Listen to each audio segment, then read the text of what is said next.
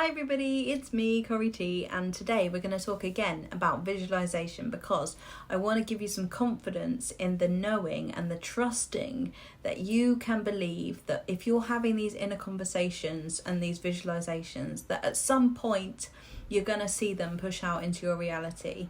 And this is my experience, so I believe this because it's what's happened to me. So I just want to share with you what I believe, and hopefully you'll be inspired and you can use the same thing that I did. So we've talked about visualizations before, but this time I want to talk about the idea of not having a constricted time frame, or needing to know when or how or why or what is going to make it happen, because we don't need to know any of that stuff. We just need to enjoy the process. That's what I did. I'm going to tell you some stories about how things unfolded for me, and then we can look at that and see what I did to make that happen. So this is a really cool story. When I lived in Brighton 7 years ago, me and my specific person had just met, and I was crazy about him, and it was not happening. Lots of reasons, just wasn't happening. I was not aware of conscious manifestation at all back then, but I used to really visualize and imagine him turning up at my door and saying, "I love you, I want to be with you and only you, and I'm here now and I'm not going to leave." And I used to imagine that he would turn up at my door and that we'd just hug and be there together, and it would be amazing. So I left that house, I moved out, and therefore thought, well, that's not going to happen because I've moved out, he's moved to a different city, and it seems like I should just forget about that. So I did. I got on with my life, and 7 years went by. Did I sit there and hope and pray that this would happen? No, I got on with my life. But 7 years later, long story short, when we're together again, we decide to go to Brighton to walk the streets where we met and go on a little trip down memory lane. And one of the places that we went was my front door of that house where he had been once. And I said to him, when I lived here, I used to really wish that you would turn up at my door and just tell me that you love me and that you were not going to leave and I'm the only one that you want. And he said to me, right, you sit there on that doorstep. And I sat on the doorstep, and he walked away, and then he came back and he got my hand and he said, "I love you and I want you and only you, and I'm not going to leave." So 7 years later, when I have moved out, gone around the world, been with other people, it still happened. And did I believe that it was going to happen? No, but it still did, because I had already visualized it so clearly, and the universe knew, and my subconscious mind knew that that's what I really wanted. It didn't go anywhere. In the process of me completely getting on with my life, it didn't go anywhere. I didn't need to hold on to it. I didn't need to do it every day. I'd just done it at that particular time in my life, and then it happened later. That was amazing. And then I just, we just hugged and I cried, and it was just such a moment of, whoa, I know I did that. I know I created that, and that was just really powerful.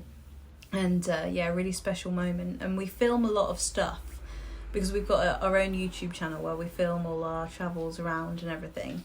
But we didn't film that, and that was important to me because it was such a special moment that I've got here, So that was one thing, right? So then the other thing that happened, years later, when we'd been together again for a little while, then we separated. He'd moved to the other side of the world, and I was living in Italy, and I just used to imagine him being in my house. I used to imagine us living together there. I used to imagine seeing him walk down the street with shopping bags and just life together.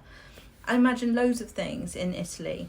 But then I left my job, I left the house, I moved back to England, and I thought, well, all of those visualizations, they're not going to happen now because I've had to move. And I just felt disheartened because I thought, well, I've been doing all of this work and this visualization stuff, and what's wrong with me? Because these things, they're just not happening.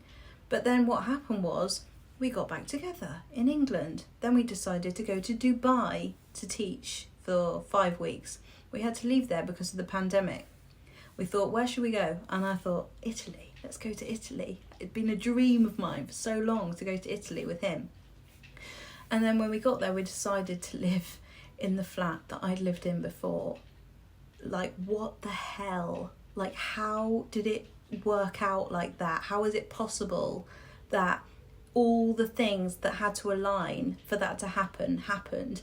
The apartment was only available for that month that we lived there.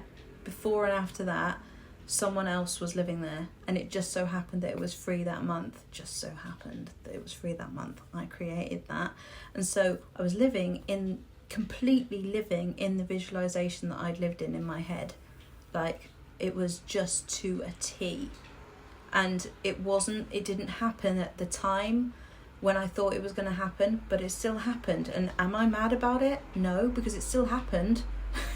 So what I'm saying is, try to know that you can have confidence in your visualizations and your inner conversations and stuff, and let go of the when and the how and the why. We don't need to know any of that stuff. It's not our job to do any of that. It's a job that we don't need to involve ourselves in. So when you find yourself overthinking about how it could happen and how it could possibly be, and when it seems impossible, you don't need to know, because honestly it just did feel completely impossible for me that would happen, especially because I'd left the country in both cases a number of times and just didn't know how that would happen. But it did. So I was talking to someone yesterday about, this idea of manifesting to a time period and being, quite restricted to when it happens. But for me, it doesn't matter when it happens, and that gives me a sense of calm and confidence, because I'm always in the present moment. So it doesn't matter when, because I'm still going to be me in the present moment, and that's when things happen. That's when things create, in the present moment. That's all you need to know. So when it happens, you're not going to be mad about it happening a few days later, or a few months late, or even a few years late. You're still just going to be in the present moment, and you're going to be glad that it's happened, and you're going to know that you did it.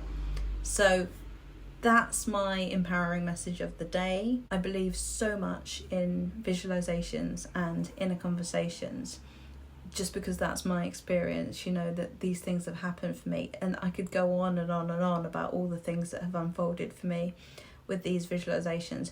The other thing I was going to say is that you don't need to do it all the time. You just don't. Just do it when you feel like you want to. Do it because it feels good. Do it because you enjoy it. Do it because it's relaxing. Don't do it because you're trying to get something. When these things happened to me, it did seem to come at a time when I'd let go of the need for those things to happen.